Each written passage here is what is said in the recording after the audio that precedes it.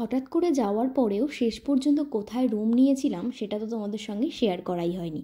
তো চলো আজকে সেটাই শেয়ার করা যাক যে কোথায় আমরা ছিলাম। আমরা পুরীতে অনেকগুলো রুমই দেখেছিলাম, অনেকগুলো হোটেল রিসর্টই খোঁজ লাগিয়েছিলাম, বাট শেষ পর্যন্ত কিন্তু কোনো রিসর্টই আমাদের মন মতো পছন্দ হয়নি। আর যেগুলো পছন্দ হয়েছিল সেগুলো সি ভিউ কোনো রিসর্টই ছিল না, কোনো রুমই অ্যাভেলেবেল ছিল না সি ভিউয়ের জন্য।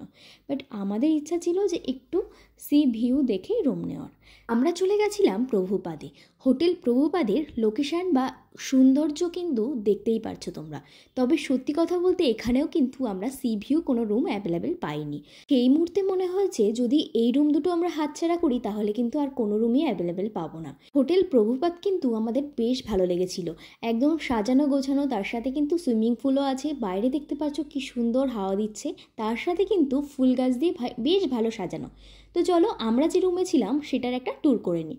এই রুম ট্যুরের ভিডিও কিন্তু আমি একদম লাস্ট দিনে করেছি, সেই জন্যই কিন্তু একটু অগোছালো তোমরা দেখতে পাচ্ছ। বাট বেডটা কিন্তু বেশ ক্লিন ছিল আর একদমভাবে সুন্দর করে সাজানোও ছিল।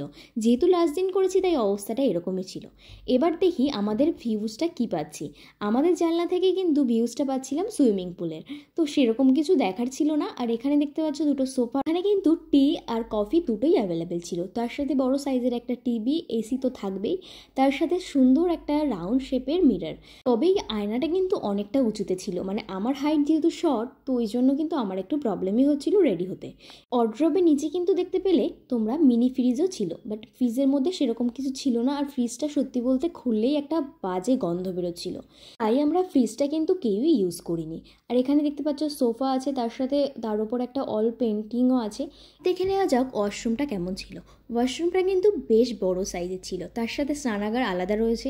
আর এখানে কিন্তু সব কিছুই অ্যাভেলেবেল রয়েছে, বেশ বড় সাইজের একটা বেসিনের উপর মিরর রয়েছে, হ্যান্ড ওয়াশ থেকে শ্যাম্পু সব কিছুই অ্যাভেলেবেল রয়েছে। রুমগুলো কিন্তু বেশ ভালোই ছিল। তার সাথে এবার বলে দিই চার্জেসটা এখানে কেমন ছিল। চার্জেস ছিল নর্মাল 4000 করে, আর তোমরা যদি ব্রেকফাস্ট নাও, কমপ্লিমেন্টারি ব্রেকফাস্ট রয়েছে, তাহলে কিন্তু 500 অ্যাড হবে, মানে পার হেড 250 করে পড়ছে। এখানে কিন্তু সুইমিং পুলের আলাদা করে চার্জ নেওয়া হচ্ছে, যেহেতু পাশের হোটেলের সাথে একসাথে জয়েন্টে সুইমিং পুল রয়েছে, ওই জন্য যদি ড্রেস আপ না থাকে তাহলে কিন্তু 80 রুপিস করে পার পারসন রয়েছে ড্রেস আপের জন্য। আর যদি ড্রেস থাকে তাহলে কিন্তু কোনো রকম চার্জ লাগছে না। হোটেলটা কিন্তু মোটামুটি ভালোই ছিল, তবে চার্জেসগুলো একটু তুলনামূলক বেশি আমার লেগেছে।